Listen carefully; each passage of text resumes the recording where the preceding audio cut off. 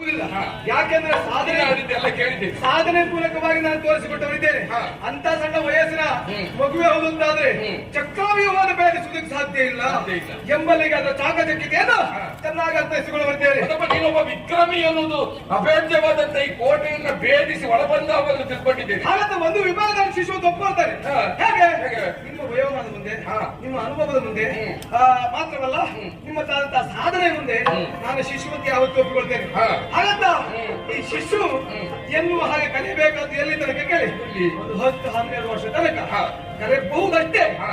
ಆ ವಯಸ್ಸನ್ನು ದಾಟಿದ್ದವನಾಗಿದ್ದೇನೆ. ಈಗ ಶಿಶು ನಾನು ಏನ್ ಮಾಡ್ತೇನೆ ಎಂಬುದನ್ನು ಈಗಾಗಲೇ ನೀವು ಅಭೇದ್ಯವಾದ ವ್ಯೂಹ ಎಂಬ ಹಾಗೆ ನಿರ್ಮಾಣ ಮಾಡಿದವರಿದ್ದೀರಿ. ಅದನ್ನು ಪ್ರೇಕ್ಷಿಸುವ ಮೂಲಕವಾಗಿ ಒಳ ಪ್ರವೇಶ ಮಾಡಿದವನಾಗಿದ್ದೇನೆ. ನೀವು ನನ್ನ ಕುರಿತಾಗಿ ಹೇಳಿದ್ರಿ, ನೀವು ನನಗೆ ಮೊಮ್ಮಗ ಇದ್ದ ಹಾಗೆ, ನನಗೆ ಅಜ್ಜಯ್ಯನನ್ನು ಗಾಸಿಗೊಳಿಸುವ ಉದ್ದೇಶ ಅಲ್ಲ. ಹಾಗಂತ ನಿರ್ಮಾಣ ಮಾಡಿದ ಚಕ್ರವ್ಯೂಹವನ್ನು ಭೇದಿಸುವುದಕ್ಕೆ ಪಾಂಡವರ ಪಕ್ಷದಲ್ಲಿ ಯಾರು ಒಪ್ಪಲಿಕ್ಕಿಲ್ಲ.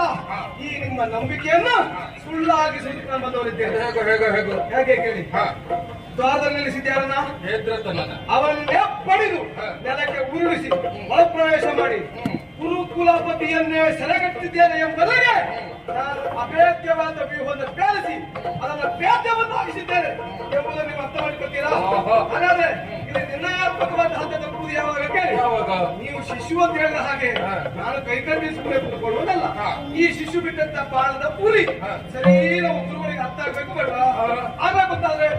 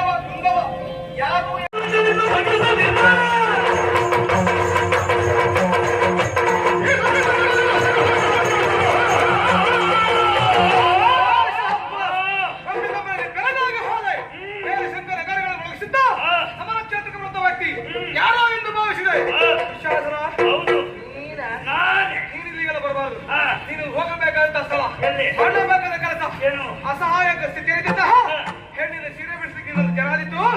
ನನ್ನಂತ ಕದನ ಕಲೆಗಳ ಮುಂದೆ ನಿನ್ನ ಹೋರಾಟ ವ್ಯರ್ಥ. ಭೀಷಣನು ನೀನು ಹುನರ ಮತ್ತು ಶಾಸನ ನಿನ್ನ ಬಲವನ್ನು ಭಾಗಿಸದ ಹೋದ್ರೆ ಜನಗೆ ಶರ ಸನ್ಯಾಸ.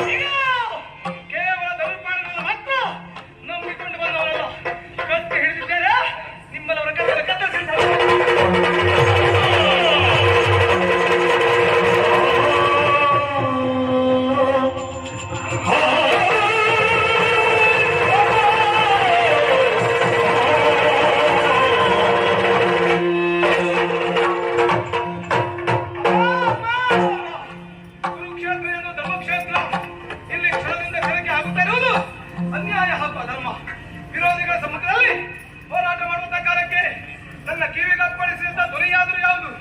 ದೇವದತ್ತ ಹಾಗೂ ಪಾಂಚಜನ್ಯ ನಿನಾದ. ಇದನ್ನು ಗಮನಿಸಿದಾಗ ನನ್ನ ಮಾವ ಹಾಗೂ ನನ್ನ ಹಿತಗಳಿಗೆ ಬರ್ತಾ ಇದ್ದೇನೆ ಎಂಬ ಹಾಗೆ ಭಾವಿಸಿ ವಿರೋಧಿಗಳ ಸಮ್ಮುಖದಲ್ಲಿ ಶಿರವನ್ನು ಹಾಕಿ ಕರವನ್ನು ಮುಂದಿಸುವ ನಮ್ಮ ಕಾಲಕ್ಕೆ ಬೇಕಾಗಿ ಕರವನ್ನು ಹಿಂದಿರಿಸಿ ಶಿರವನ್ನು ಬಾಗಿದೆ. ಇದೇ ಸಂದರ್ಭವನ್ನು ಬಳಸಿಕೊಳ್ಳುವಂತ ಪಾಪಿಗಳು ನನ್ನೆರಡು ಕೈಗಳನ್ನು ಕತ್ತರಿಸಿಬಿಟ್ರು. ಯುದ್ಧ ಮಾಡೋ ಪರಿ ಹೇಗೆ?